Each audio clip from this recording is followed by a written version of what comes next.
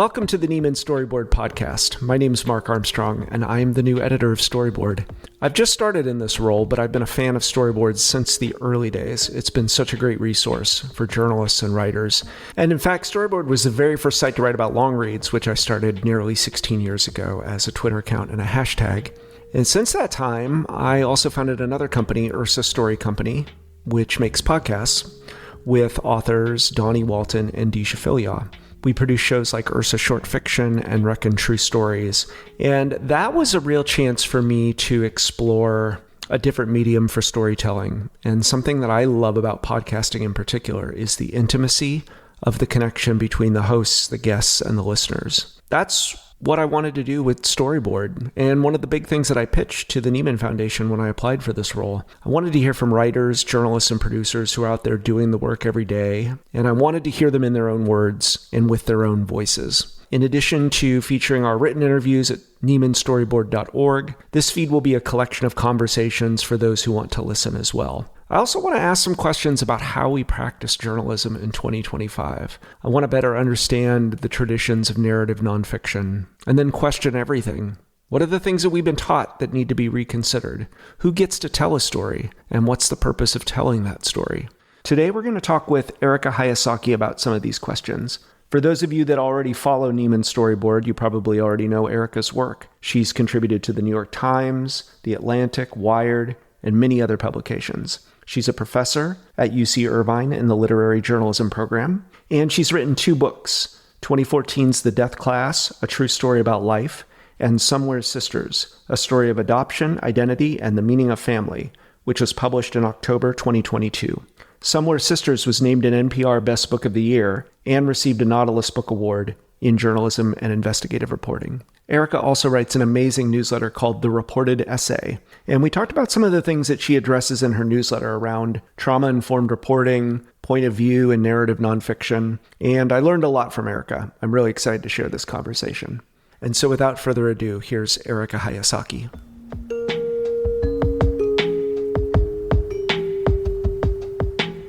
Erika, thank you for being here. Thank you so much for having me. I'm honored to be your first guest. This is very cool, very fun. First of all, I should say you are based in Southern California, and at the time of this recording, we're now a few weeks into the devastating wildfires down there. How are you doing? How are your loved ones doing? I am personally doing fine. I mean, it's absolutely devastating. And one of my closest friends who lost her home, and of course other people, everybody knows people who've lost their homes. But like just this week, she found a very temporary spot, and all of our friend group kind of came together and realized she had no furniture. She's sleeping on my air mattress right now. And we just put together a spreadsheet. And within a week, we've got dishes and blankets and sheets and pillows and all the things that you need when you have to start over. Coming to her apartment, she's got twins like I do, and it's a family of 4. It's a very small place, but they have somewhere to sleep, which she's moved 5 times since the fires already. It's been rough, really rough. But I feel like community has really come together in many ways, and so that's been heartwarming to see, but it's so painful at the same time. Absolutely. I mean, from afar, I'm in Seattle. Obviously, a lot of friends and loved ones down there, but just seeing the number of Google spreadsheets being passed around on social media is really something, and seeing that community come together. Yeah, I don't know what happens really next. And to even find a place to live, the rents are being jacked up really high, and they just happen to know somebody who had a spot that they could live in temporarily, and they have to pay for it, of course, but they're not going to jack up the rent. The price gouging is real. Oh, that's awful. Coming at it from the journalist's point of view as well, I've been grateful for your newsletter as a resource. You've written about what you've experienced down there and your friends have experienced down there, but you've also written a lot of really helpful resources for journalists when a disaster like this happens. Can you talk a little bit about what you've shared? I feel like the areas that were hit LA is full of, as I've written like on my Substack, I think it's full of people who tell stories for a living. It's one of these places that, and particularly like Altadena and the Malibu area, but I know Altadena is where the most of the people I know have been affected personally. There's so many writers and editors and poets and people who in some ways have already told stories in Malibu as well. I was just reading a piece in The Atlantic, actually. I wanted to give you the name of that writer because she talked about searching for her neighbor, who was a neighbor and friend of her father, in this house that they lived nearby, and ultimately finding out he did not make it. But then her story sort of takes you on this journey into like how they ended up there and who they were, and it was really beautifully written. She is in it, and so many people are in it, and some of them are writing and they're finding ways to tell stories, whether online, even on their social medias or their Substacks, or in print or magazine capacity. And so I feel like what I've written so far is just that I know that there will be stories. There are many stories coming out. I've noted some of these stories. But I also know that, as with every big event, big catastrophe, there will be a point where the media and the eyeballs and the social media and everybody sort of shifts to another major catastrophe that will inevitably happen. And I hope that people continue to find ways to spotlight what's happening, because I think often the media moves on. I used to be a national writer for the LA Times. I know what that's like. I know I was the person who would parachute into events and then leave. And I think that, there will be ways, and I know there will be stories that will continue to endure after these fires. And so what I have offered is just support, trying to connect people to editors if they have ideas that they see that are not being covered, and also just tips on, how to cover some of these events or write about these stories with sensitivity and with using your own perspective and how you see the world and your own sort of positionality in the world. As someone who previously came into events like this through your work at the LA Times, it feels like there's a little bit of a difficult situation either way, which is coming into a situation when people are in shock, essentially, and speaking to a journalist might not be the best idea in that moment. How did you handle those situations, and what did you take away from that?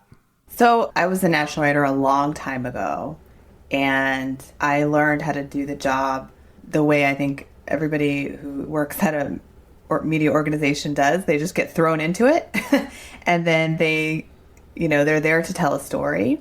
But we don't often get training in trauma-informed reporting or empathy and compassion or knowing when to kind of step away or not push. I mean, those are things that I tried to do instinctively.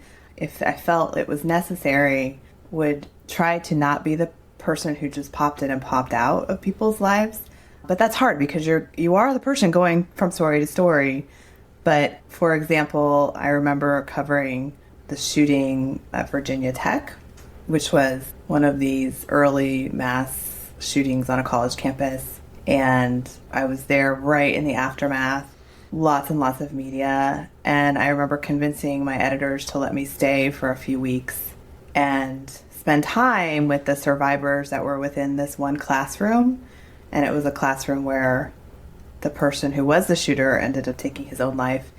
And it was a French classroom, and the French professor was also killed in that class.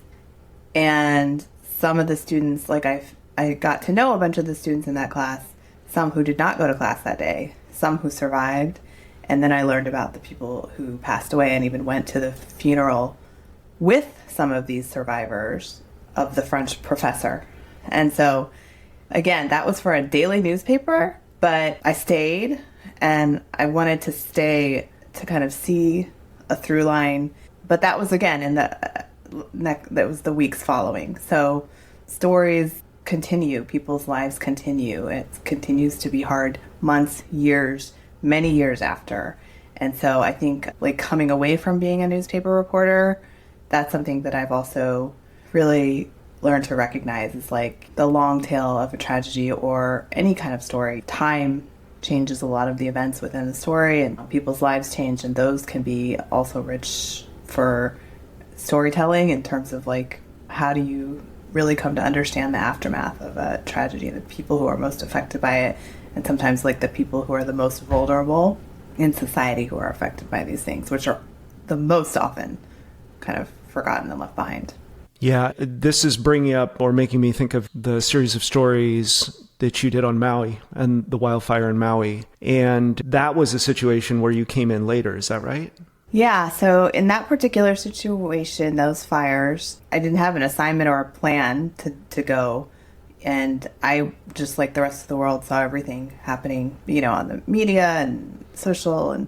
But I did have a friend who has lived on Maui, was on Maui, and she's one of my closest friends, part of the circle of my friends actually now, who just lost a home in LA, who was there and felt like there should be more storytelling, the kind of feature writing that I do, really telling the stories on the ground.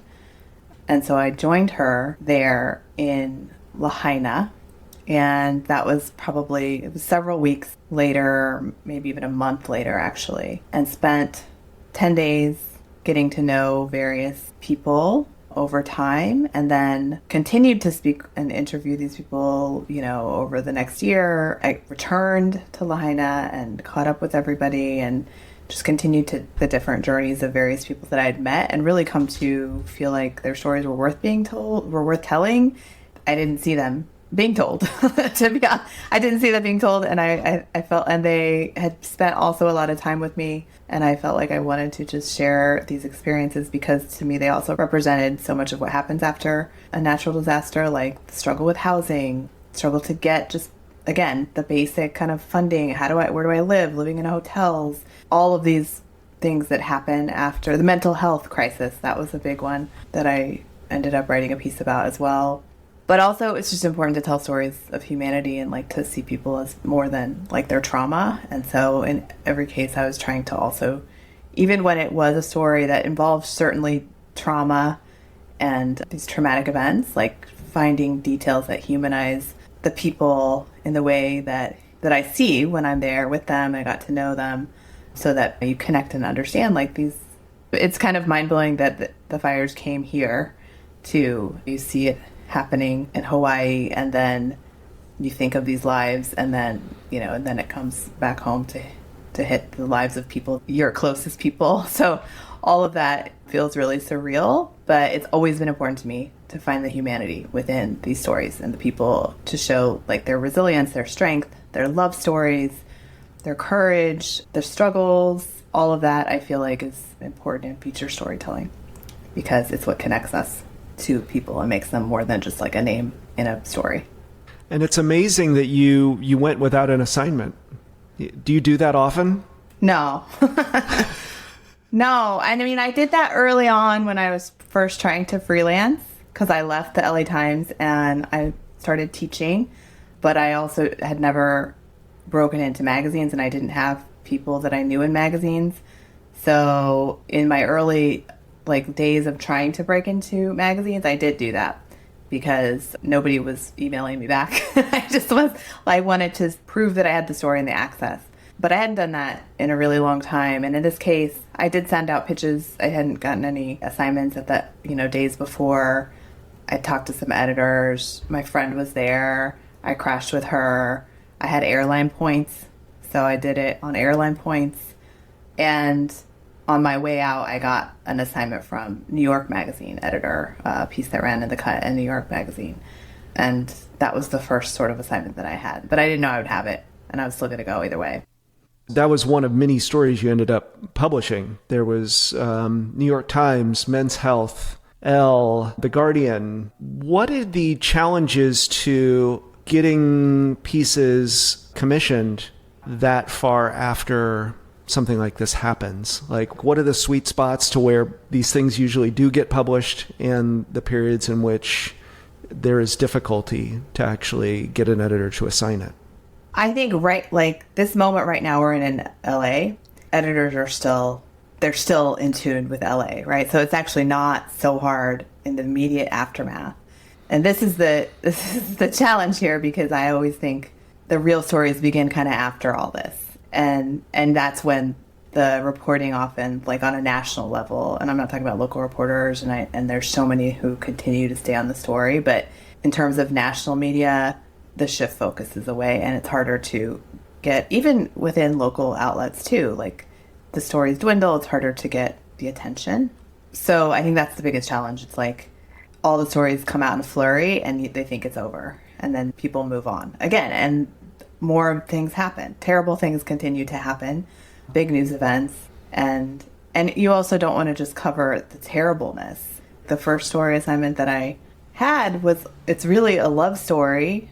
It's also a story that like interrogated all of the systemic things that went wrong on Maui for so many people to die and get trapped. But at its core, it was always a story about love, like young love, and these two young women who were in this together, but they were in love long before it all, and even more after.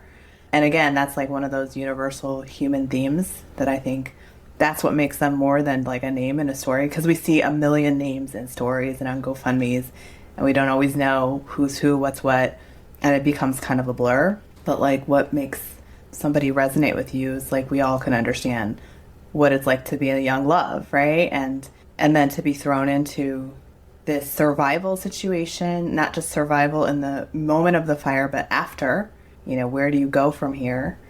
It's really hard to wrap your head around, but when you take it to the ground level of like, the first moment that they met and realized that they were in love, and when they were in school together, like those kind of details, I think get lost in the immediate aftermath of a story like that's unfolding, and it's just about aerial footage shots. This person escaped, but we know nothing more about them. Burned houses, those kind of things that we see repeated over and over and over after a while that we numb to it.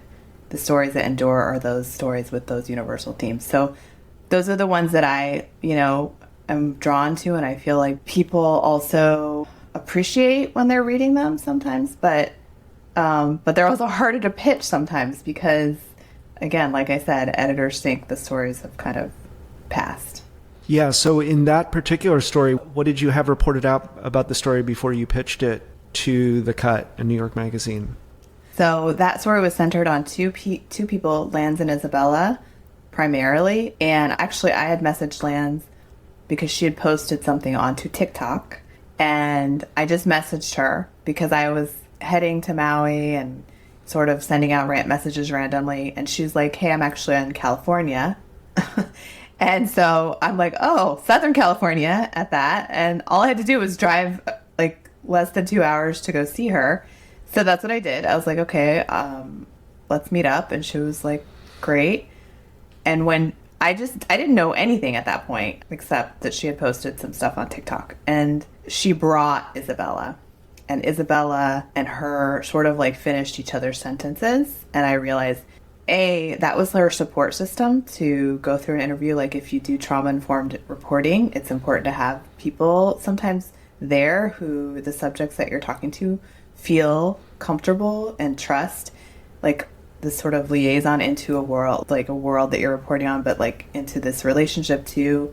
And Isabella was very much that for Lance. And so I realized it was their story. It was, that's what it was. And so that was what I talked to the editor about. But also when I went, I had other ideas. Like I was like really thinking about lots of different things that I wanted to write about, and lots of people who I continued to meet, more and more people.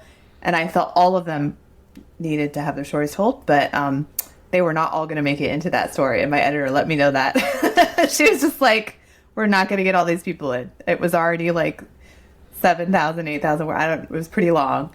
And from a storytelling standpoint, I totally get it. It was like, okay, it's the love story. Mm-hmm. But in my heart, I was like, oh my gosh, but what about Kakoa and Adriana and all these other people I met, like who spent time with me, who I've continued to spend time with? They weren't making it into that story. And so that's when I realized I had to keep trying to find ways to tell their stories and try to pitch elsewhere. Before we move on to those, you had a passage to read about Lance and Isabella, and I'm wondering if this would be a good time for you to read that passage. Sure.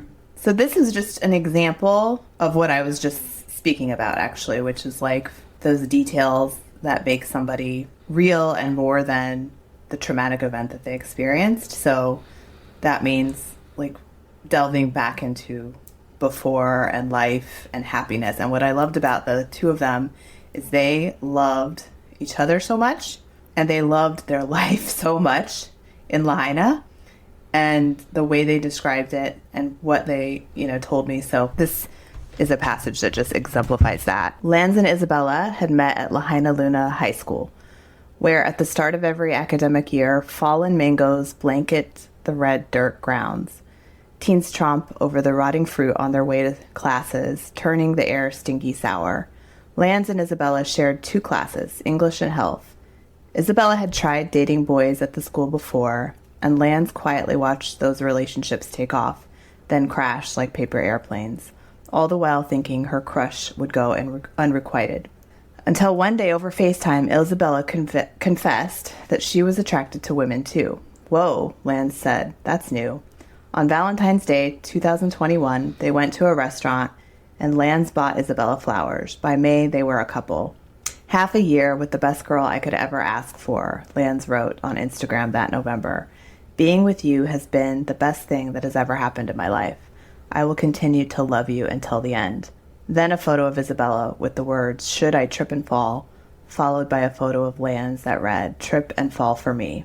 When the couple graduated in 2022, they dreamed of renting an apartment together. They did not have college ambitions, at least not yet. They relished their blissful lives on the island and wanted to find local jobs to continue living just like this. Priced out of rentals on Maui, Isabella moved into Lance's parents' 2-story house in Lahaina. Lance's father, Norman, a maintenance worker for Maui Hotels, had moved to the island from the Philippines in 2011, working his way up to supervisor and saving money to buy a home on Kahua Street, across from a row of canopy-shaped warehouses. He fixed up the property himself and rented out the extra rooms to 15 tenants. For a long time, Lance had not been able to afford a bed frame, so she stacked 5 mattresses on top of one another. Then she trained and got hired for a job as a sushi chef, and Isabella landed a job at a cafe and later a clothing boutique. They decorated their room with drawings, license plates, paper roses, candles, ceramic cats, and tapestries. Lance had a second-hand shelf where she kept a tray of silver rings alongside a collection of crystals she shared with Isabella. She also had a vase with a handwritten letter tucked inside. It was from her late grandmother and was her most cherished possession. Dear Lance, it read, be good in school, be good to your parents, always pray for me. That's beautiful. Again, it's like if you're reporting a story that editors are interested in because they want a story on fires, but you're focusing in on like what was in, the tray in your bedroom and what did it look like and what did it smell like when the mangoes fell on the campus grounds. Somebody might think, especially if you're in a news setting, like what does that have to do with what's happening right now? But to me, it's everything about what's happening right now because it's everything also that they lost, but through it all, they still had this like intense love for each other, even though they had gone through ups and downs. Their relationship had even had a break in the middle of all this. Again, those kind of things. I mean, you can think back to your own childhood bedroom and like the first things that you had that you decorated with that meant so much to you, or your first apartment when you got out of college or whatever that might be, high school. And it's just relatable. And so I sometimes use that example. I think when I was talking to some students once, they asked that very question, like if people Google themselves and this is the story that comes up, like, do you ever worry, and not just this story, but a story comes up and now they're sort of defined by the story that's the story of like, I'm a fire victim. And for them, it's about love, it's their story is more than that. So that's how I like to think about it, at least. What do you recall about that interview otherwise in terms of as you went through this process? Obviously, there are a lot of granular questions that you ask when you're recreating a scene like this or talking about their love story. What else do you remember from that conversation? We had more than one conversation, and I also met Lance. Lance flew back to Maui when I was there to be with her parents, and so then I met her parents. They were all living in a hotel. I spent time in their hotel with them. interviewed them too. And, so it doesn't always come in one conversation. The way I usually think about interviewing for the narrative stories is like, oftentimes you go into it, like I said, I didn't even know about Isabella when I met Lance. And you just sort of listen, honestly. You take people through a journey of like before, and what is important for me is also before we got to this moment, that the reason like I'm here, unfortunately, because I heard about this fire, like you and were involved in these fires. Let's go way back to before even then. And like in classes, like I call that the chronological lifeline, like understanding sort of the high and low points of a person's life from birth to death, or from birth to now, right? If it's somebody who's passed away, death, but if they're alive, like from birth to now, and everybody's life is made up of all these high and low moments and memories. And like in many ways, our memories in some of these moments define us and like who we are. They're how we became who we are, how we became the person who's in the bedroom collecting the little knickknacks, and why we collect those knickknacks. It all goes back to like how we got here. So it's important to kind of fill some of that in. And I try to do that on a first round interview, but it never is fully filled in a first round interview, because you're like getting the contours of like a whole journey.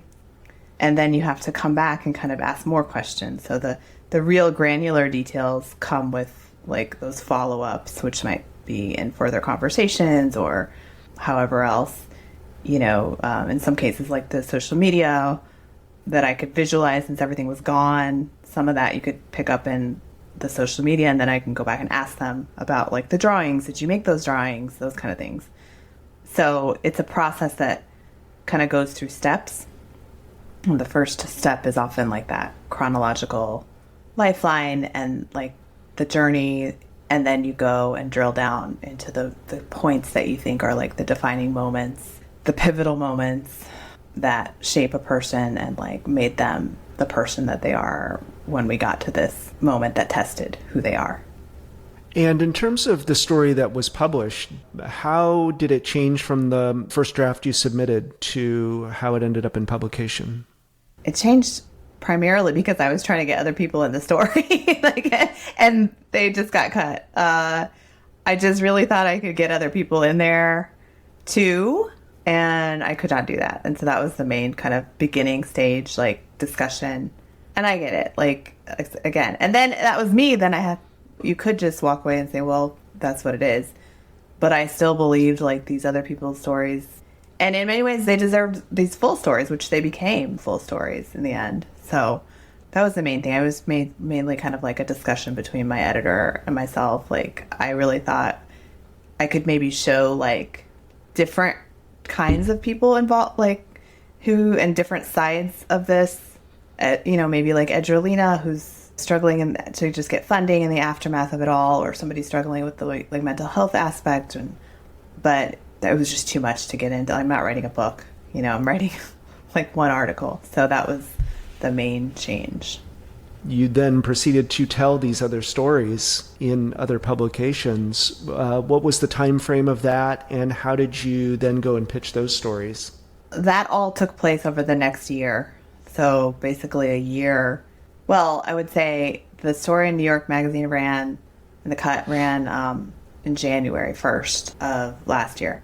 And the other stories all sort of came out between after January, and the last one's in August, which was exactly a year after the fires. But again, they're things that I had been reporting for the whole year, really. And the process was a lot of rejection, which is something that I have also written about on my Substack. I think I put a bunch of the rejections on there because I had like 20 pitches I sent out at least, or something like that.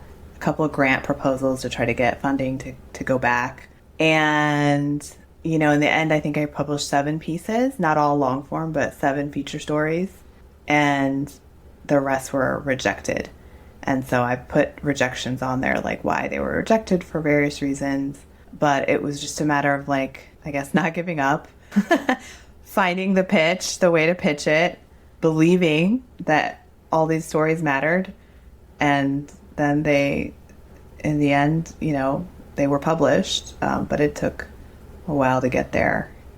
Did you have to think a lot about newspeg in those kinds of scenarios? Like, how much is the timeliness and the newspeg driving these decisions from editors right now? I think you have to think of a hook. So right now it's newspeg. The fires have happened. That is the newspeg. And then there'll be like newspegs that come out after, like the homeless crisis, the people trying to find homes, the rent going up, and all of these things, right? But as time goes on, like I said, it feels like the news hook falls away. So you need a hook that is like, why are we telling this story now? And they always will say that to you, right? You have to figure that out. And sometimes I cannot figure that out because I'm driven more by I'm personally driven by, I feel like this story matters and this person's stories matter. And it's part of this climate disaster and it matters, right? And that's why not enough. Why can't we just tell this story? Isn't that enough? Yeah, that would be in my book, but in their eyes, you need a hook, and I get it. And I have had pitches turned away because they do not have a hook, right?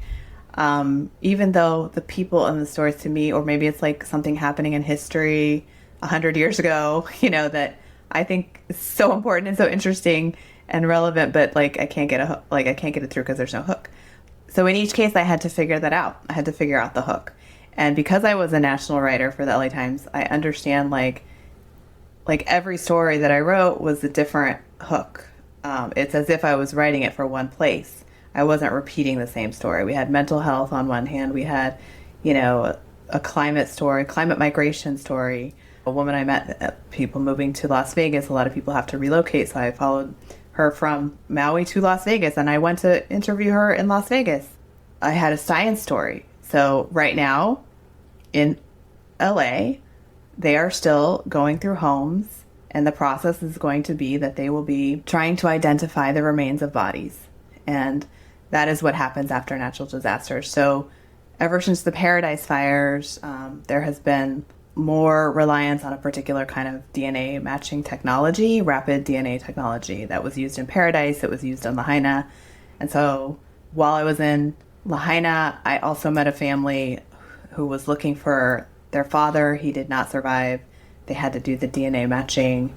And I was able to kind of tell a story about DNA and also tell a story about this man who lost his life and this family. So every story is different, but it does have a hook, and that's what they need. For every publication is also different. Some are interested in climate, and so you have, this is important, climate science for MIT Technology Review, whatever that might be. You just have to figure, it's like a puzzle. And I sort of think all of this work is a puzzle all the time. And because I feel like my brain works, it likes to solve puzzles sometimes, then maybe that helps, because it's a puzzle trying to do the reporting, to piece together a story, to find out who the right editor is, to find out all of these things. It's a big, huge puzzle that you're trying to put the pieces together. And they don't always fit. And then sometimes you make them fit eventually.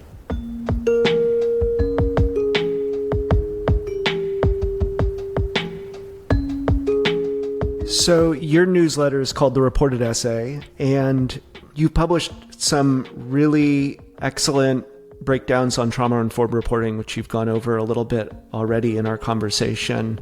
What are some things that you've learned over your career around, there's a lot of things that I remember from journalism school, things that we're taught we're not supposed to do when working with sources or subjects, that I think trauma-informed reporting has led us to reconsider and think more carefully about how we are handling these stories and these situations. What are some of the things that have changed in your mind about, knowing what you know about trauma-informed reporting now?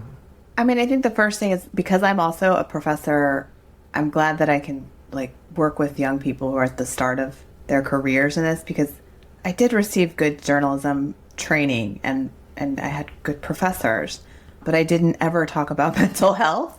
I'm talking about my own mental health, which suffered. Mm-hmm. But also just basic trauma.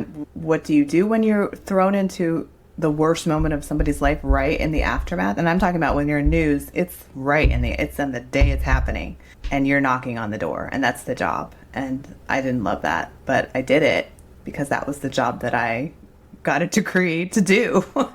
And so I didn't know any better. And then when you do these longer form pieces, or features at all? Like, when are you taking a story instead of telling a story? When are you being extractive and exploitive versus like humanizing and like bringing them in and giving them a bit of agency in this process? I think that was not ever something that we talked about, giving people we write about agency in the storytelling, because we were taught to be people who control the narrative we're telling in a way. But I always thought, well, but it's their lives that have happened, that we're telling the story of their lives, and what happened to them. So it just felt imbalanced to me, but I didn't have language to articulate that. Really, for many years, nobody that I could have these kind of nuanced conversations about this with. But I do know that even at the LA Times, and I did write on my Substack about reading an entire story to somebody, a young girl that I wrote about who had gone through horrible trauma, and sitting with her and even like coming to tears at parts because she was crying too. And, it was very emotional, very difficult, but it was like important to me, though nobody had told me to do that, to not have her be surprised when it came out. But that is, I later learned, like a principle of trauma-informed reporting is to it's like not surprising. It's somebody after publication and they aren't even ready and don't realize what they're doing, like walking them through these processes, like helping them understand what we're doing as journalists, like having somebody that they trust with them, like Isabella being with Lens in the interviews, or doing interviews in places where they feel safe, taking out, like if there's parts they really feel uncomfortable with, like asking yourself, do you really need to have that in there? Is it necessary to the storytelling? And having that be a conversation. There's a lot of different elements to trauma-informed reporting, but those are just a couple that come to mind. But again, I had to learn all that myself, but I also realized that I did that, a lot of it already. I just didn't have permission to do it. And I like to give people permission and like then point them into like the many directions like and resources that are out there now. And there's courses, and you can, I even had all my students go through a trauma informed kind of course that Pointer does online, last quarter.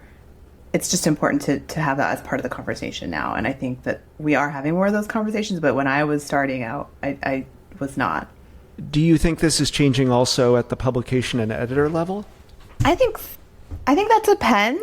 One thing I realized switching from to newspapers to magazines, at magazines, because we go through the fact-checking process, so in newspapers, we did our own fact-checking as reporters, and, you could just report all day and the thing is in the paper the next day, and you haven't returned necessarily to the source to go through everything to make sure it's like how they wanted it or what they meant to say and all that. Not that you change quotes or anything like that, but just making sure that they feel comfortable this was accurate. You trust that what you got was accurate because you are the journalist. In magazines, there is this extensive fact-checking process where you go back and you go through, and every publication is also a little different. Like at some publications, like the Times Magazine, they do call all your sources, even if you have the transcripts, and they're still going over everything. Others just take the transcripts, but then follow up, But I just have learned also through the fact-checking process how valuable it is to go back and kind of go over things before things come out. So I think, but in terms of just like trauma-informed principles, I certainly think that a lot of editors really understand that. But I have heard here and there of some who don't. I haven't experienced it recently, but I've certainly heard of some who just don't think that we should go back and like read our stories, for example, to the people. And I don't do that in every case. I really don't. But for particular cases like where it's extremely sensitive types of information, I might not read the whole thing, but I will go over the parts with that are, tricky or sensitive and like talk through that with them, warn them basically, this is in there and this is how it is, this is how I wrote it. What do you think about that? That kind of thing. It also seems like it's just part of understanding the power dynamic between, the circumstances of your subject and the position that they're in, and also the power you have, how much they have engaged with media or have been interviewed in the past by reporters, right? Absolutely. I mean, like I did a story about Amazon for the Times Magazine, and they also went back to Amazon and went back and forth on all the things. And I felt like Amazon also stonewalled on everything and refused to answer things. At one point called my editor because they weren't happy with me. Like, they had a position of power that they were in over me in a way that they were trying to exercise as being, Amazon. But like, when it's a person who's doesn't have a PR team, has never been in the media, maybe isn't like familiar with how it works, like, I do feel like we have a responsibility to try to make sure that they're not hurt out of the process. That doesn't always happen because we cannot control the world around after the story comes out all the time, right? But to sort of do your part in being responsible and preparing them, helping them understand how journalism works, how you're operating as a writer, why these things are important to have in there. Sometimes if you have a conversation and something feels weird in the beginning and then you have a conversation and they're like, oh, okay, I see why that's in there. Those kind of things I think are important to do when it's somebody who you as the writer do have power in the situation. Certainly, you have a lot of power, especially for people who are not media savvy and haven't been in this kind of situation of being written about at all. Yeah.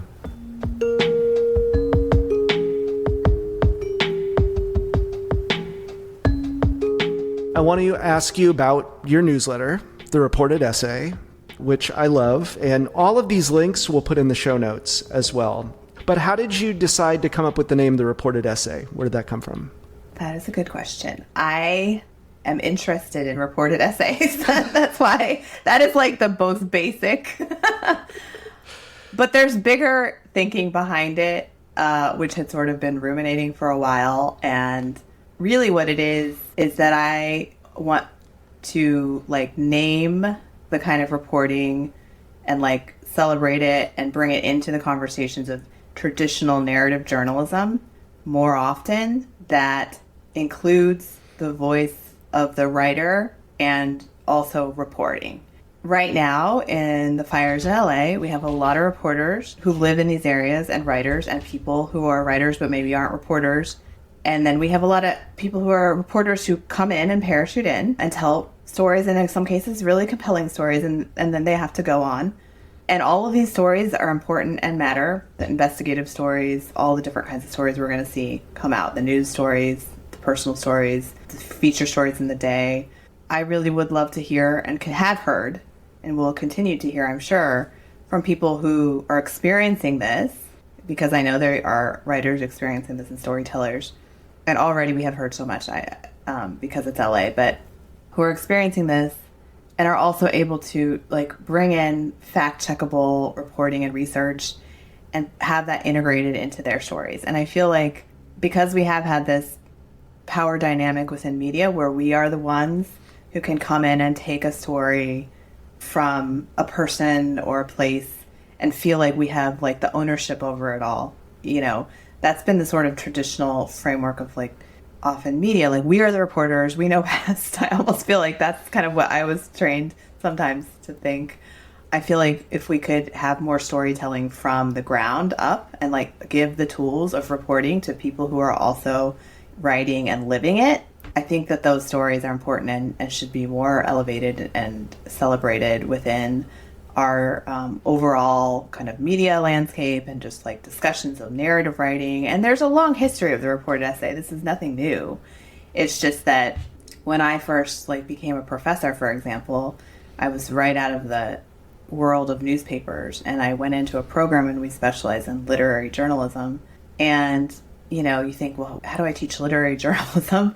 I understand feature writing. And then you pick up a few books on literary journalism and you sort of think that is all. It's like there's a certain standard, maybe omniscient voice and somebody who's from a place of privilege going and immersing within a world that is not privileged, people who are maybe in poverty or they're going to experience in like an anthropological way how the other lives.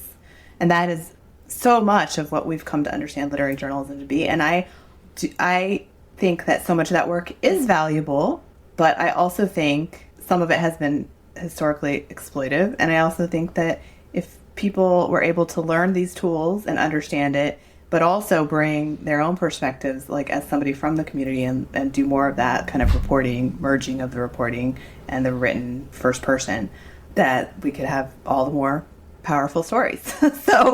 So the reported essay is exploring that through different like interviews and just discussions around craft. And it's really a result of like a lot of teaching that I've done over 15 years and writing and thinking and just bringing together these discussions in a forum. I love that. I think it goes back to this sort of the old things that we were taught in journalism school and admitting to myself that, the journalist is not supposed to be part of the story, and kind of flinching a little bit when I saw stories in which the writer has made themselves part of the story. And I think that failed to appreciate how much the writers who don't insert themselves into the story have already shaped the story anyway, even without the word I being written in it. And that's something we talk about all the time in our program. I mean, we have an incredible, like at the literary journalism program I teach at UC Irvine, the director's Barry Siegel, and he does a whole class on ethics and talks about the subjective lens of the writer. So even if you are omniscient, you're behind the scenes choosing who to focus on. The whole structure itself is subjective because you're choosing that, right? And so, pulling back the layers of a story and understanding that these are subjective choices always made within a story. But the conversations of just like, should the reporter be in the story? Even today, everybody goes back and forth on that. And it's like, they should not always be in the story. But if you're living right now in Malibu and you're a journalist or a writer of any kind or a storyteller, podcasts, I think the rise of podcasts has helped us understand that like there can be so much value in a guide who comes into the world and gives you reflection on what they're reporting on and interacts with the subject, and you kind of hear that. Like podcasts that are like storytelling podcasts that have these hosts that are actively engaged within the story helps give us a window into a world too. And so I want to hear the stories from people who are living it and who can tell the stories. I also want to hear everybody else's stories, but I think that I just don't want to like have us be in a place where we think if somebody's in a story that it's all, it's not something we can take seriously. And so I try to encourage that within my own classes too. Like, it's not writing memoir, but if you, like I had a student last quarter who was from Asheville, North Carolina. She grew up in the town that the hurricane decimated. Her hometown was completely decimated. And she could not concentrate during the school year because she's here in California. And she finally got on a plane and decided to go back and like report. She reported talking to everybody in the community, the people that she had grown up with, but also you can't say I'm not from that. You can't not admit like that I grew up in this town and it's gone and it hasn't affected me. Like that actually adds power to the story that she told. And so in those kind of situations and in others where you really are this trusted guide standing in for us, and we're connecting through you to a world we would never see ourselves, I think that can be really valuable and just another kind of tool in the toolbox of like narrative storytelling. That's great. I feel like it also adds a layer of media literacy as well. People don't know how stories... There was a lot of appreciation of the magic tricks of storytelling that also can work against it because it doesn't transparently share how did this story even come together? Who was this person? Who assigned it? Yeah. And I think that's a trust building thing too. Yeah, absolutely. I just think, and because I've been in this world for a long time, but I also hear, I love my students because I hear how they think and how they evolve and how they get their stories, right? And then they're always questioning these things that we sort of like, when I was their age, we're told it's not even something we're discussing. Like, this is how it is, but they're questioning all different aspects of the sort of ethical complexities of storytelling on the deepest levels. And they do it, they're so smart, and they do it already naturally. And I just think, I think the rest of us, we need, the boomer world, we need to catch up because, and I'm grateful that I've been able to, be inside of these conversations and see the evolution. I think it's driven by, the way stories are shared now and how they get their stories and how they think of the stories and the conversations they're having in their own communities. And so I think it's just really important for us to all have them as much as we can in our classrooms, in our newsrooms, and with ourselves. Am I the right person to tell the story? I've had people ask me right now to write about LA. I don't think I'm the right person right now. Even though I'm here, I think that there are people much closer in the middle who are out there who need to be telling stories. And if the right one comes along and that I should tell, then of course. But I'd rather right now hear from the people who are in it and are telling the stories from the ground, which there are many brilliant writers out there doing that right now.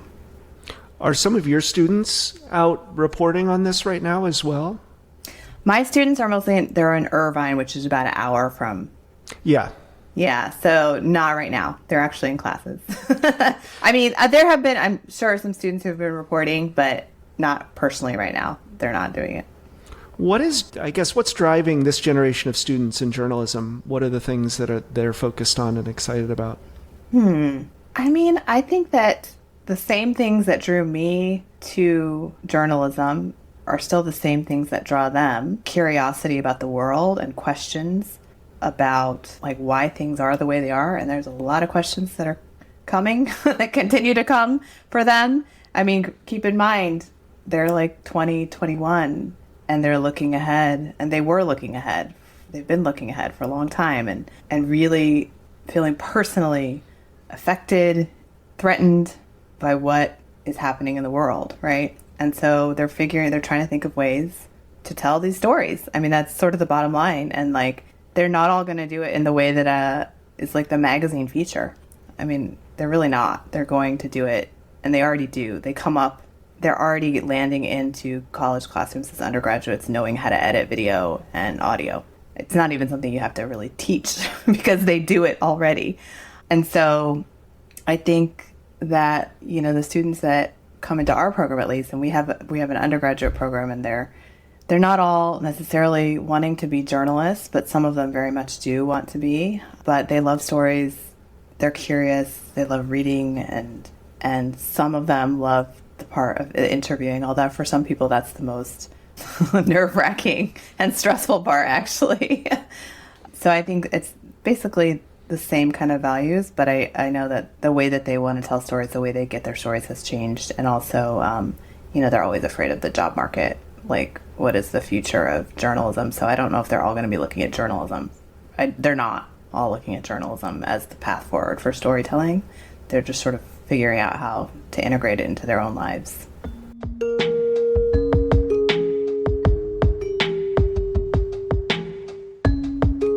I want to ask you one more question real quick, going back to the I in reported essays. You wrote a really wonderful essay for The Atlantic about creativity and motherhood. And could you tell me a little bit about how, and you do tell your own story in that piece, but it's also a mix of reporting, science journalism, and it starts with when rats become mothers. Could you tell me how that story came together? Yeah, I think that The Atlantic's a great place for reported essays, obviously, and that was one of the first ones that I started to try to experiment with. And of course, at the time, had just had twins, so I wasn't doing road trip reporting, but I still would try to sort of find things that I was curious about and writing and reading, and while being in the thick of motherhood early, with twins. At the time, I came across some scientific studies on rats and motherhood, and I started just going down a rabbit hole, honestly. But I was living this experience of being a mother with these little babies and thinking am I going to be able to be creative again? Can I ever write again? All the things that happens when you have little babies at home and you haven't slept. So I started that scene with a rat giving birth and what happens when a rat gives birth. And so it's not about me. It is about this. And in the very beginning, it's not even intended for you to know that it's a rat, because I think I just say she, and then sort of go through the scene of birth. And then you eventually find out it's a rat and what happens to the rat's brain as they start to try to protect their child. But also that, these connections are being formed where they're finding these new and different pathways for getting things done, essentially, which is really interesting. And I could not help but relate that to how you have to find different ways to get things done when you're a new parent. And then I found an artist who also had twins because I had just come across her photo. She was nursing 2 babies, and it was like a really shocking photo. But she was this artist, and she talked to me about like the real tug of war between her art and motherhood, which of course, again, is something that I had been personally experiencing. So the story braided reporting, interviewing her, science, interviewing a neuroscientist who studied rats, and then my own sort of grappling with that later on. And it didn't open with that. It opened with rats. But I eventually get to me. And I think that, sometimes we think first person begins with you, but there's plenty of stories. I think of like Linda Villarosa's story in the New York Times Magazine where she wrote about Black maternal mortality and follows a woman and her journey. And then, much later in the story, we get to hear Linda's story, right? She just sort of pivots into her own experience with this, which is absolutely tied into the big picture reporting that she's doing. And again, in one world, some editors would have said that you don't need to be in the story, but absolutely she needs to be in the story. And so it's just like inspired me the more that I read stories like that, because I had come out of a world where you didn't do that it's okay to do that when you have that connection, when you feel like there's a natural connection. And so that's how that story came together. It was fun to write. And I had a ton of response from it too. That's great. From a lot of parents. Yes. Yes. A lot of new ways to manage your time coming up through parenthood, right? Yes.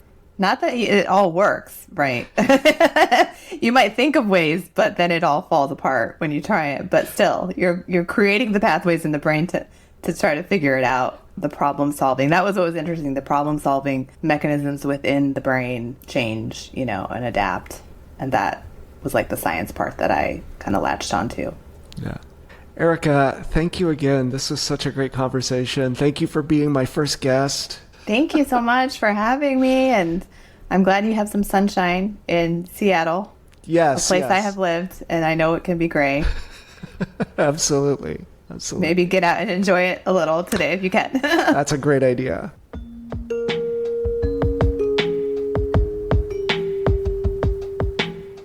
Thanks again to Erika for such a great conversation, and thanks to all of you for listening. If you like what we're doing with Nieman Storyboard, leave a review and a rating in Apple Podcasts or Spotify, and share this episode with your friends. I'll see you next time.